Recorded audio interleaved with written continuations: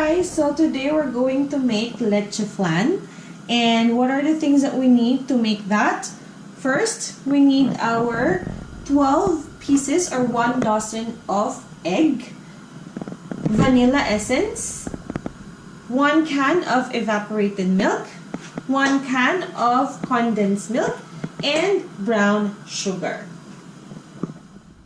Okay, so first step, we need to separate our egg yolk sa egg whites. So let's do that first.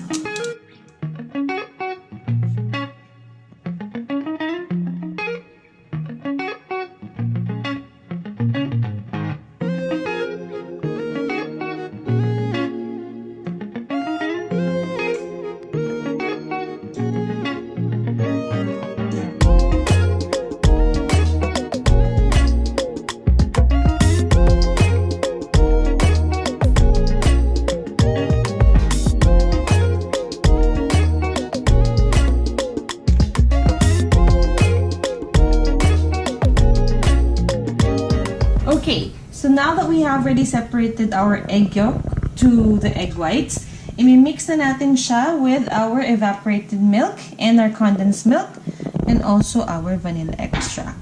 So, what we need to do, let's prepare that with our mixer. So, let's beat the egg yolk first with our mixer, just the medium speed. So, I'm just using speed 2.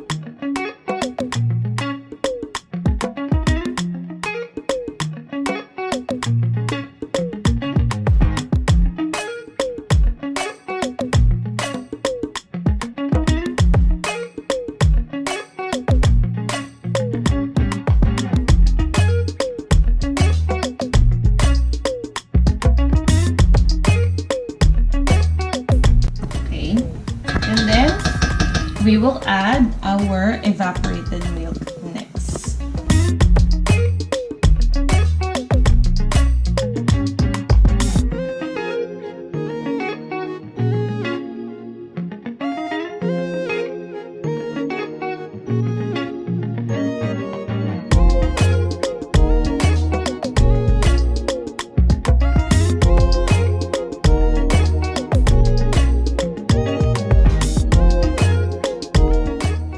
So guys, once you already have the mixture done, isi-set aside naman natin to.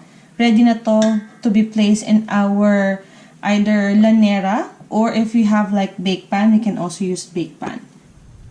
Okay, so next naman na gagawin natin guys is our brown sugar. Kailangan natin siyang i-caramelize. Okay, so pag mainit na siya, let's put our brown sugar na i-caramelize natin. So, mga around 3.5 tablespoons of brown sugar. So, papainitin lang natin yan hanggang sa maging caramelized.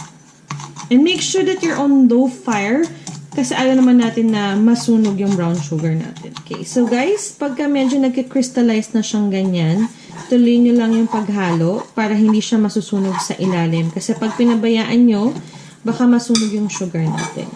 So, just keep on stirring it para magtuloy-tuloy lang yung pagka-even ng brown sugar natin.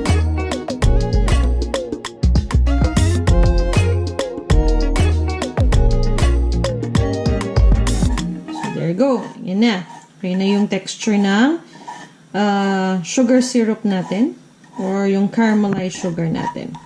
Now, if you notice guys, habang ginagawa natin to, we're also boiling water. And the reason why we're boiling water because we also need that for our oven-baked leche flan. Alright guys, so we're using a Pyrex pan. So we're going to pour our caramelized sugar now dyan. There you go. And we're just going to spread that. Okay guys, so now we have our caramelized sugar in our pan. Then we'll have to put our leche flan mixture na. So let's just pour that there.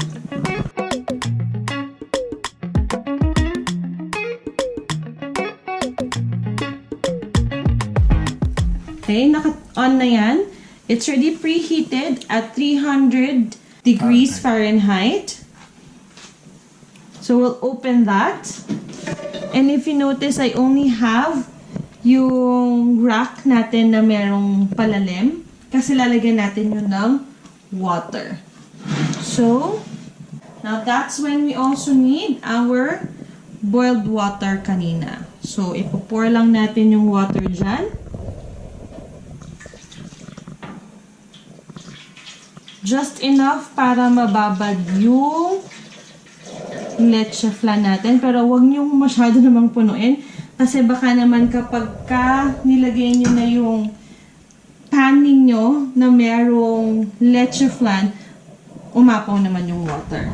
So now that we have that, let's take our leche flan.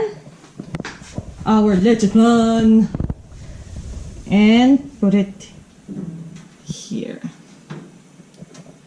There you go.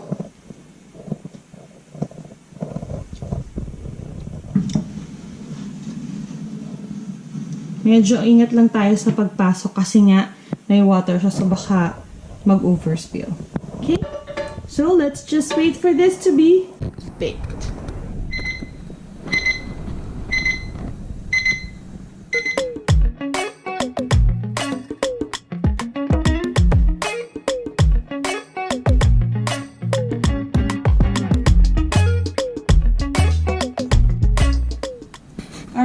So guys, ito na ang ating leche flan. We've baked it for about 50 minutes. So after 50 minutes, remove it from the oven and let it cool. Okay guys, so tikman na natin yung ating leche flan. So ayan, kuha tayo dito sa gitna. Uy, nakita niyo yung sauce. Yung arnibal lumabas agad sa paghiwa. Ayan, no? Okay. Kunin natin yung ating leche flan. Mukhang masyado malaki.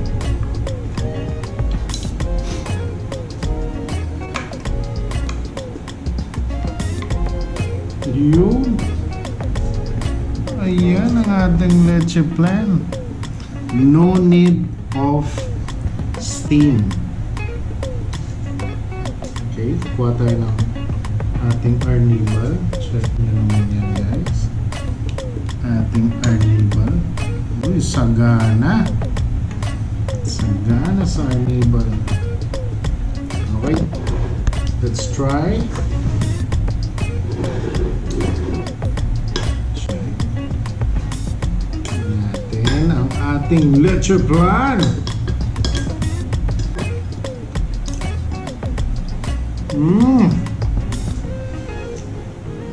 Ang sarap. Hindi siya ganun katamis. So talagang uulit ka.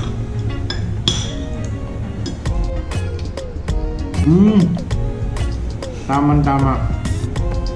Fine na fine yung ating egg yolk. Yung pagka-creamy niya, tama-tama rin. Yung sweetness niya rin, hindi siya nakakaumay, hindi ganun katamis. So sana try nyo tong recipe na to sa inyong bahay at may enjoy nyo ang ating leche flan! Kain pa. Ubus to. Kunin na natin yung isa. Ayan.